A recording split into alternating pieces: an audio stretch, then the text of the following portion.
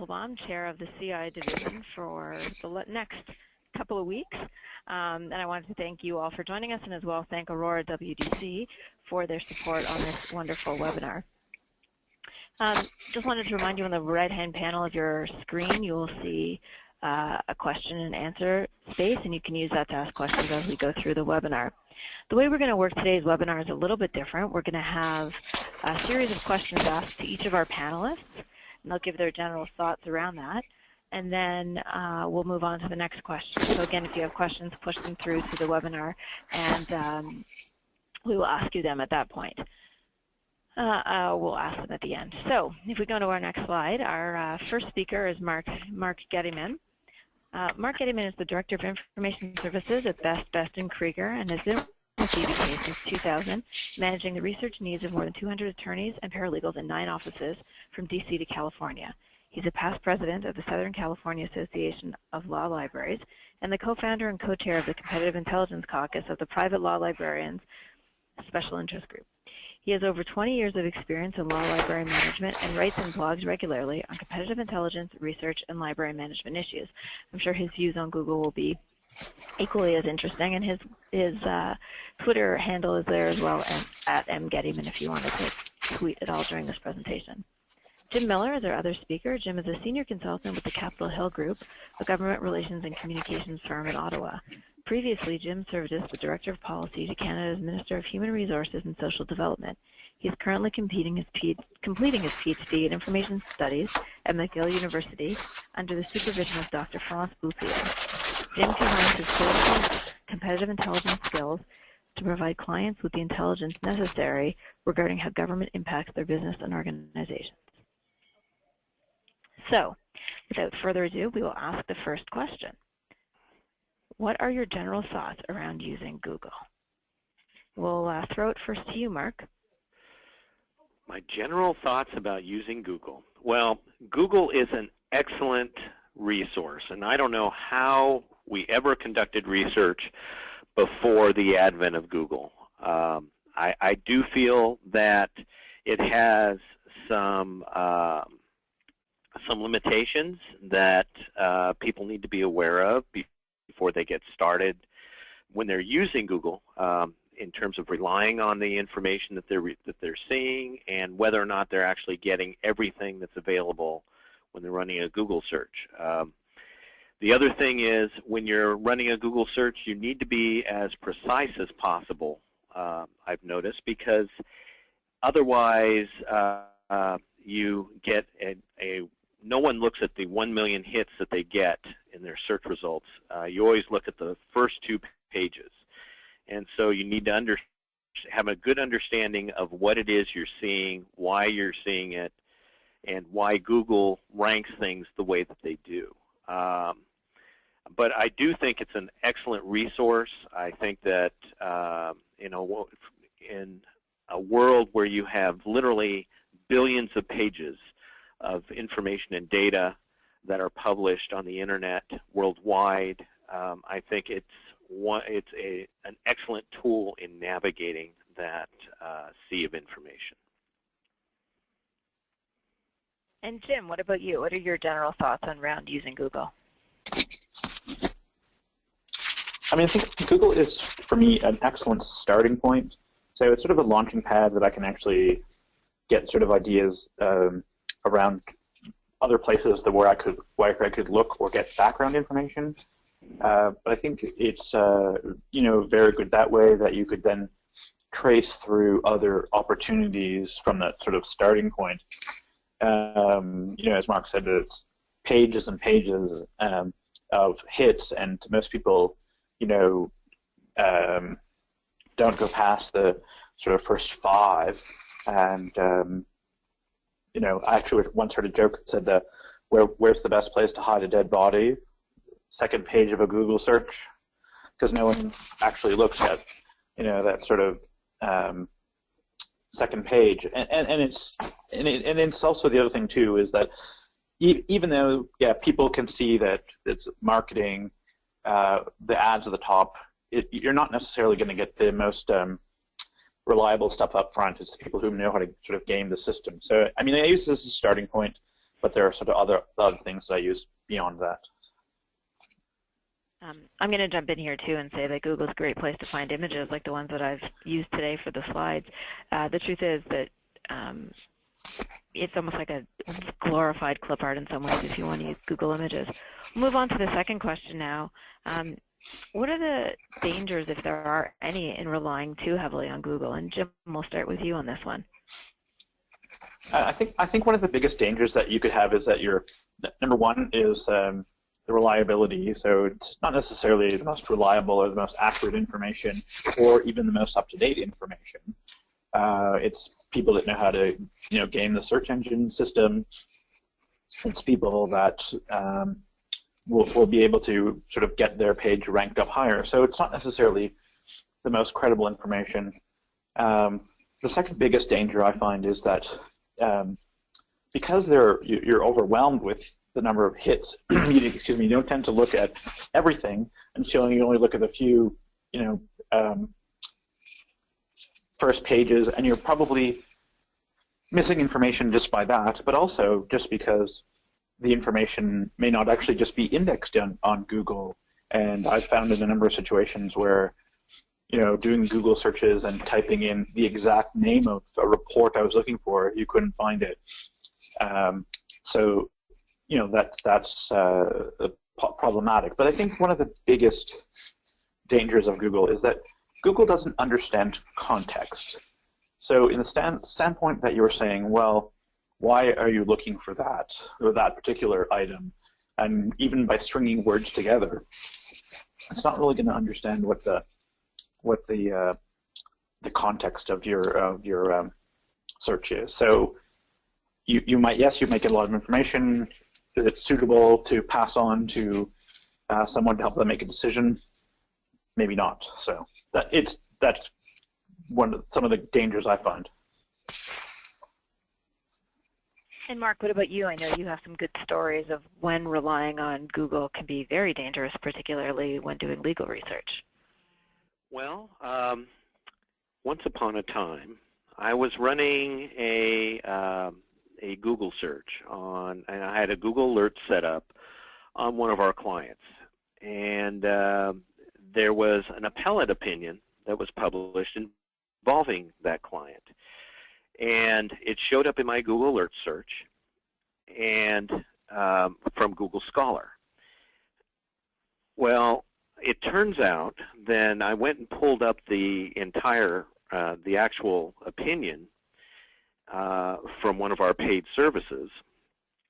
And it turned out that it was the Google decision captured the original slip opinion, which is what the court first issues when they issue a decision. And in that decision, it said that this is only approved for partial publication. So almost half of the entire opinion was not usable or citable. And but when I pulled up the full opinion, the court had then reversed their decision and had approved the entire opinion for publication. Now, that's kind of the reverse of what you would expect. Typically, things are published and then the court changes their mind and yanks it. But in this case, the reason why this is a big deal is I have people telling me, well, if it's free on Google, why do I need to go online with online services?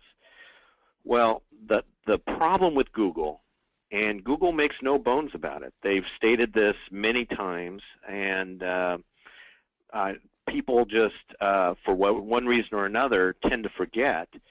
Google does not vet their content.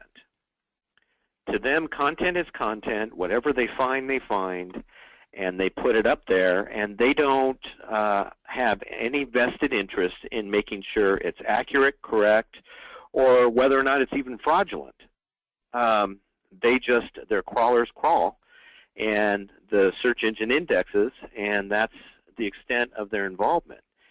So if you're in the legal business and you're relying on cases in Google Scholar instead of or at the expense of getting it from one of the online services, which are not perfect, by the way, but they are better and they have a vested interest in having accurate information, then you're potentially dealing with risk management issues. Legal information, codes, statutes, cases, those types of things you cannot rely on Google for, because Google may have inaccurate information. Yesterday I was running a search on a regulation, and Google gave me 17 places where I could find that regulation. In each one of those places, the regulation was printed in a different form with different language. So you have to do that additional due diligence on your part. You have to check, you have to confirm the information that you find on Google rather than accepting it at face value. And that's something that you need to tell your client base as well, that whatever they see on there needs to be vetted, needs to be checked. Definitely some great advice. Now, I think you kind of touched on this already, Mark, so I'll throw the next question to you, but can you give me an example of when Google has failed you? Well, I can give you a couple. There was that one that I just cited to with the case.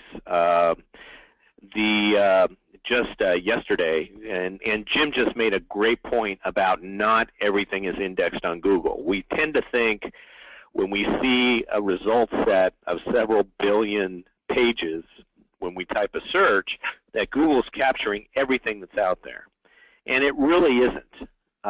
They have an algorithm that goes out there and it randomly will crawl the web, and theoretically they're going to pick up as much of it as possible.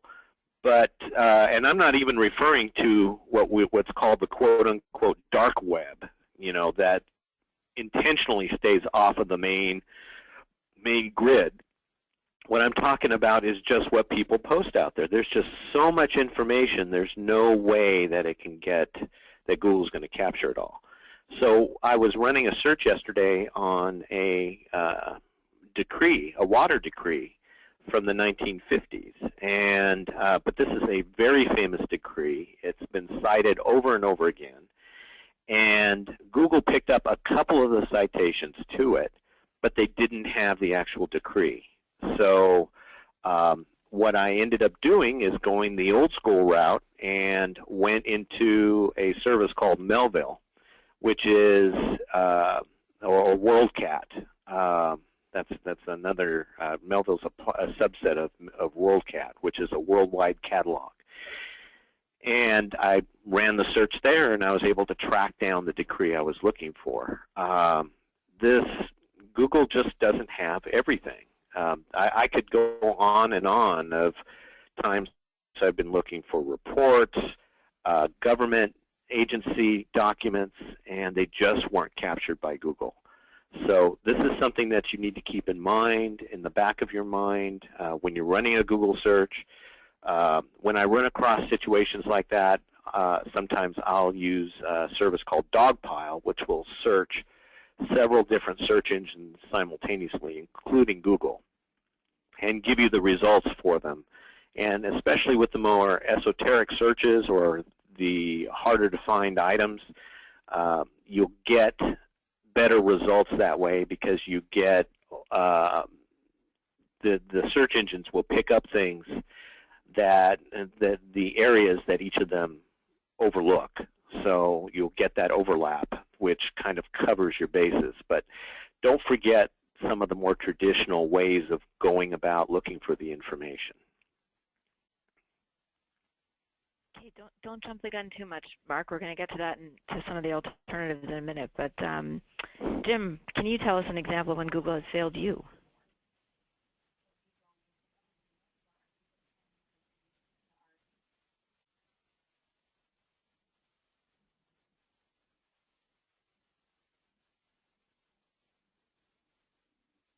Jim?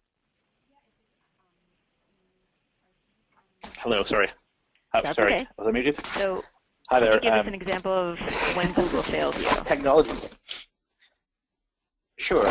So as I said before, a lot of the information is not indexed on Google, and particularly in government reporting where they have a lot of sort of sub pages, and that they would just embed that report, and it may not be indexed because it's sort of deeply buried in a report, whether that's on purpose or not.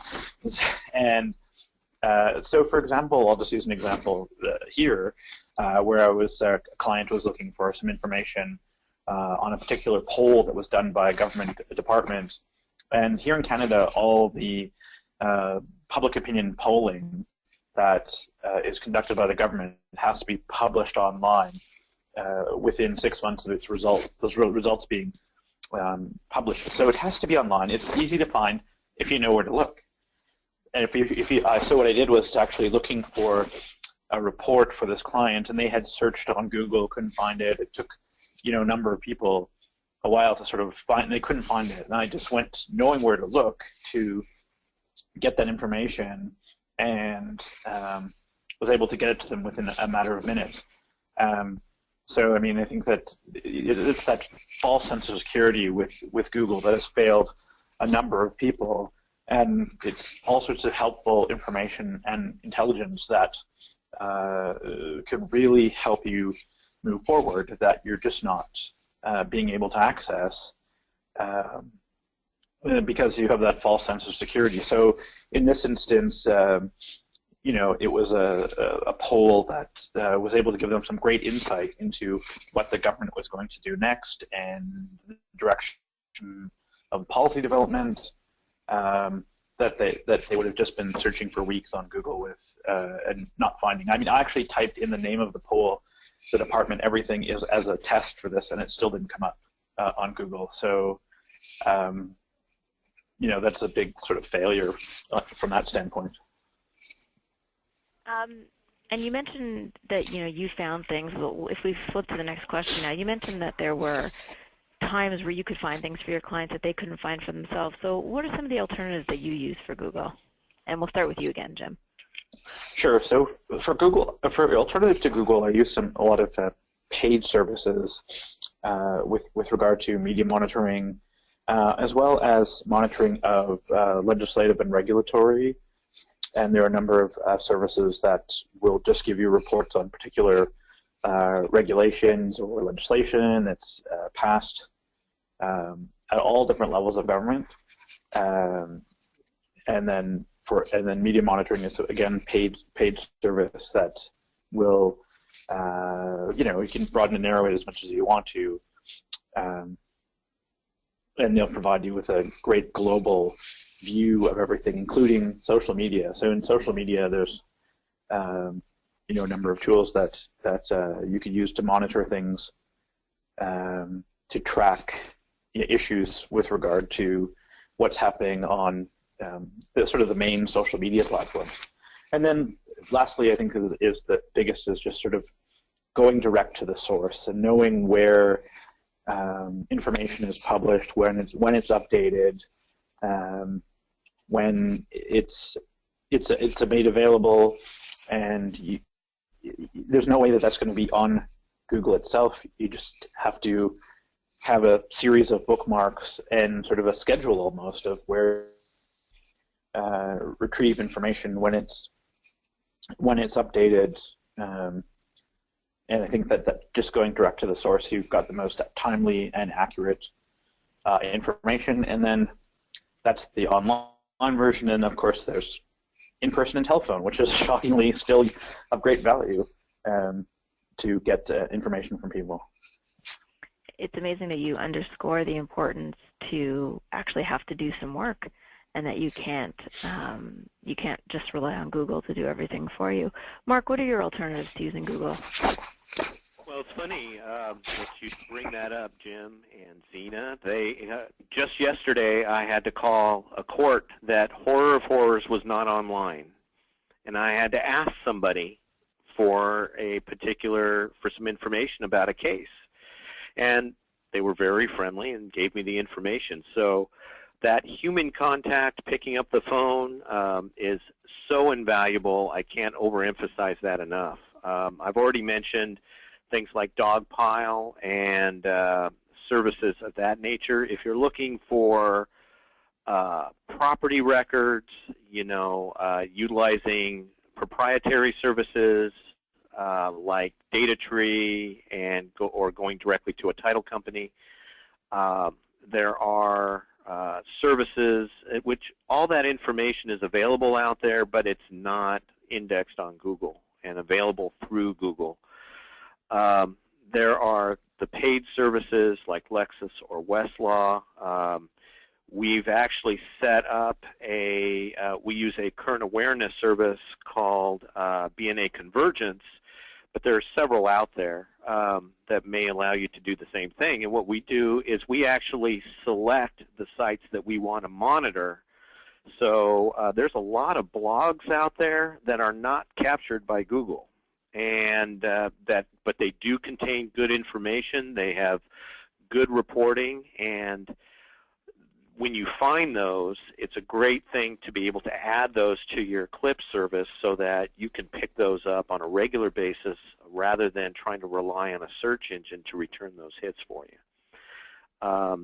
The other advantage to the subscription services is timeliness.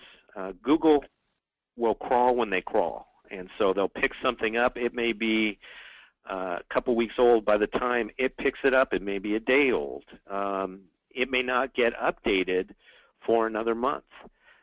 So that's something that you need to keep in mind. And if you need timely information for legislative information, we actually have services that will go directly to the legislature in a particular state and give us the information that we need in an extremely timely way. You've got services like CQ that do the same for the federal in the United States.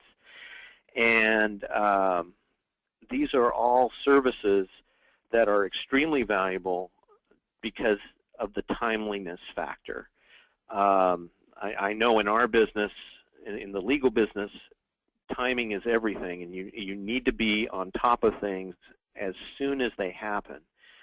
And if you rely on Google, you're sacrificing that. And so that's something to keep in mind when you're trying to justify spending money on subscription services, and the response is, well, it's already free on Google. Well, it's free, but as the saying goes, it's free and worth what it costs. You've got to keep in mind that there's a reason that they charge for that, and one of the main rationales for charging for access to these services is the fact that you get timely information as soon as it becomes available. Thanks for that, Mark. I like that it's free, but it's worth what it costs. That's a great quote. I mean, that's my key takeaway for today. So we've had a couple of questions, and I wanted to throw them out first to Jim. So we'll veer slightly from our scheduled programming here and throw the first question out to Jim. What is the name of the actual paid service that you use for legislation?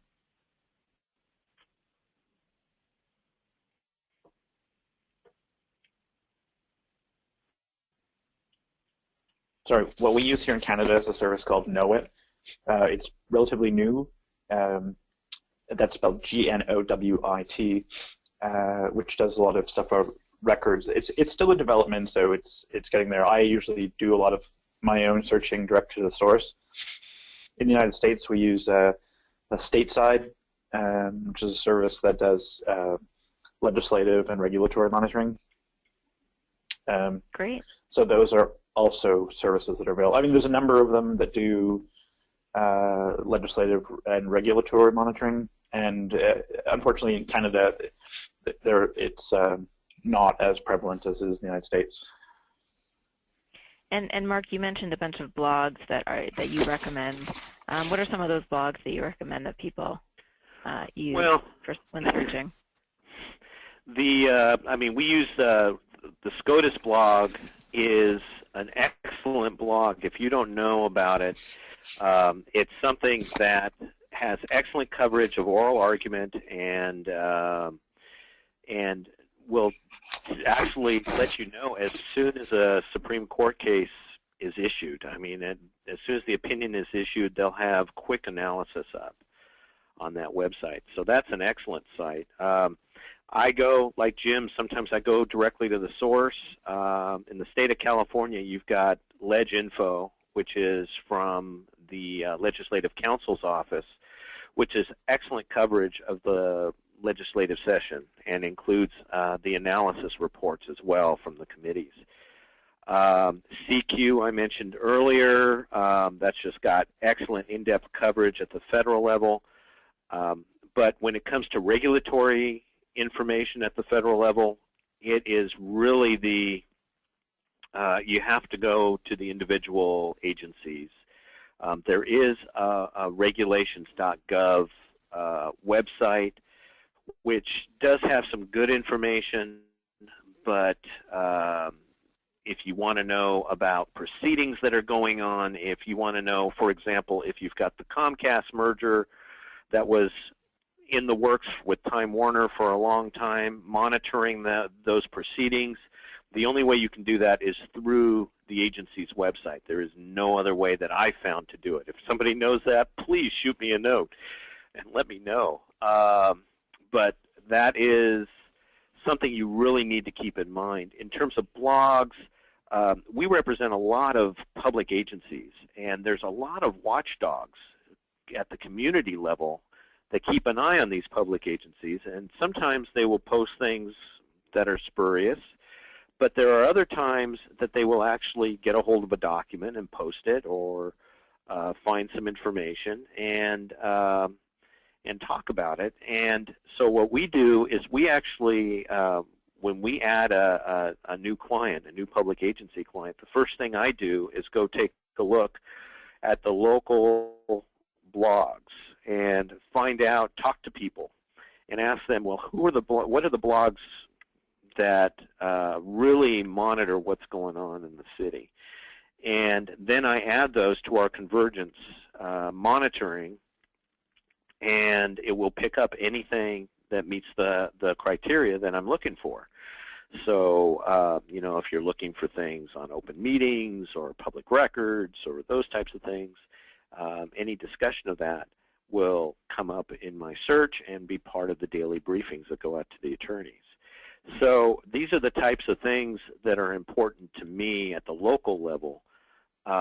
There are some of the newspapers in California, of course, have great blogs. The Sacramento Bee has a Capitol Notes that actually follows things very quickly that are going on in the state capitol. We use the new version of StateNet on the advanced platform, is much better than the old one, and that actually helps us with the regulatory monitoring at the state level, because it's such a hodgepodge of jurisdictions and methodologies that these states use. Everything's different depending on where you're at. So you need something that can cover that. And of course, like I said, you need to go directly to the agencies, and some of them have excellent blogs, and they will post things to their blog as soon as they become available. So if a regulation is posted for comment, the FCC will actually post that in the United States. So those are all things that you have to keep in mind. As Jim said, often you need to go directly to the source. So if nothing else works, you don't have any idea of where this might be, but you do know where it would come from, then go to the source. If you find a proposed regulation posted in the Federal Register, it will also list the agency responsible. You can go directly to that agency, and you can call people there. There's always, in the Federal Register, it has a phone number of the person responsible for that particular regulation, and you can actually talk to that person. So these are just some of the areas that you could look in. That's awesome. Thanks, Mark.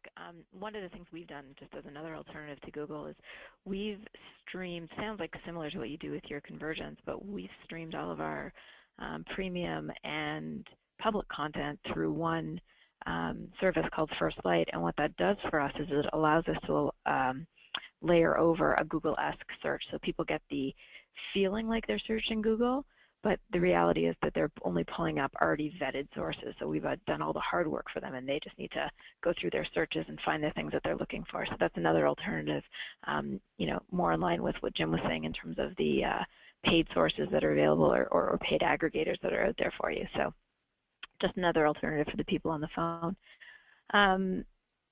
Now the next question is going to be a bit of a challenge for Mark, so we'll let Jim answer it first. But the question is, in 140 characters or less, what is your best piece of advice related to Google? So I will let Jim answer that first and give Mark some time to think about how to condense his answer. Can I just comment on one thing before I get onto this question? Of course, of course. Is just that I think, and this goes to Mark's comment about, you get what you pay for, and the value of it is that more and more, particularly when you're looking at news sources or publications, is that a lot of stuff is behind paywalls. And so you might get to a spot, but you just actually can't access the content because it's behind a paywall. So unless you want to start paying for subscriptions for hundreds of newspapers around the world on an individual basis, that's not really a good way to go. So I think that as more and more, especially media publications, go to paywall services, even though you even find it on Google, you may not be able to access it. So it's important that you understand that that's another great value of using the pay-for-use subscription services, because they actually do, like talk about aggregating content and make sure that it's complete and reliable, and they upload it quite frequently, so it's current as well. So that is important thing to keep in mind. As for my 140 characters or less, it's very straightforward. Everything is not on Google. And that is my sort of number one point that I have to mention to people, because it's if you think the entire world lives on Google, that's a sort of a sheltered approach to things, because there's so much more out there that's not on Google. So for anybody out there in Twitter land, that's at James F. Miller. Not everything is on Google. Mark, what's your response to 140 characters or less?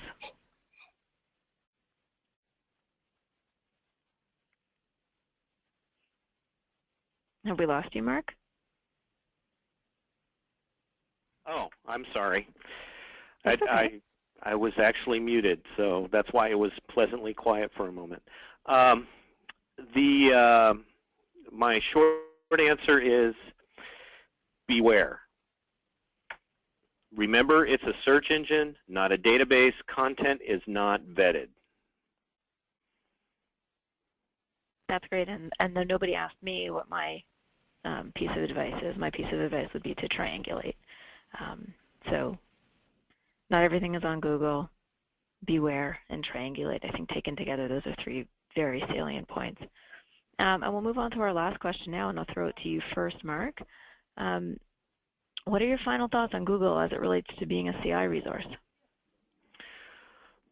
There are some things that I really like about Google. I like how sometimes you'll get, it's the serendipitous aspects of research on Google. Sometimes things will come up when you're doing background research that you may not have expected or been aware of.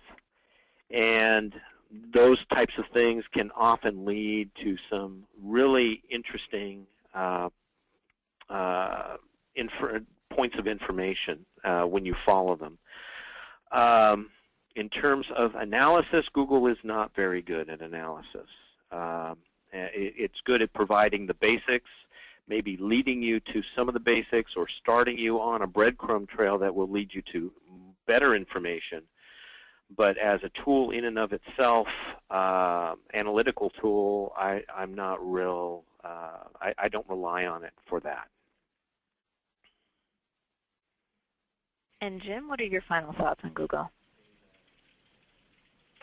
I think I'll go back to where I began, which is that Google is a good starting point. So the fact that it's a starting point which could lead you to other types of resources is great, that it allows you to sort of plot out, I don't want to say plot out a roadmap, but at least give you some sort of landmarks to look for, to narrow down pieces. And again, with regard to context, it's hard to get that out of a Google search, and so the analysis component is, not really there, that it's going to provide you with any form of analysis that will be helpful in a decision-making process to pass on to someone, that is in that capacity, or senior manager or client. And so it's difficult to just present raw data or a list of potential, because no one has time to sort of go through that. Just like you and I don't have time to go through a million Google hits. They don't have time to sort of look at all the content that's behind that. So it's it's a good starting point to get ideas, but beyond that, I think you really have to rely on knowing what you're looking for and the context behind it, and where to go get those, for additional sources. That's great. Thank you. I don't know that we have any other questions, but I'll give everybody a couple minutes to send them in case there are any questions. I want to make sure we get everybody. And as we head into the holiday season, just want to thank everyone for their time and attention over the course of the 2015 webinar series. It's been wonderful. We've had some terrific speakers and terrific content, and it will continue on into 2016. That being said, if anyone has any topics that they would like to see that we haven't covered, or speakers they'd like to hear from, feel free to reach out to me, and I will work with you or with those speakers to try to make a webinar happen, or find a topic that works. I'll give it another minute here for questions, but if we don't have any, do have a happy holiday season, and thank you again to Aurora WDC for hosting our webinar series. It's been truly, truly a fun year and a truly informative year as well. So, Michael, unless there are any further questions, I think we will give everybody back a few minutes of their day, and thank you all very much. And again, thanks to Aurora. Happy holidays, and see you all in 2016.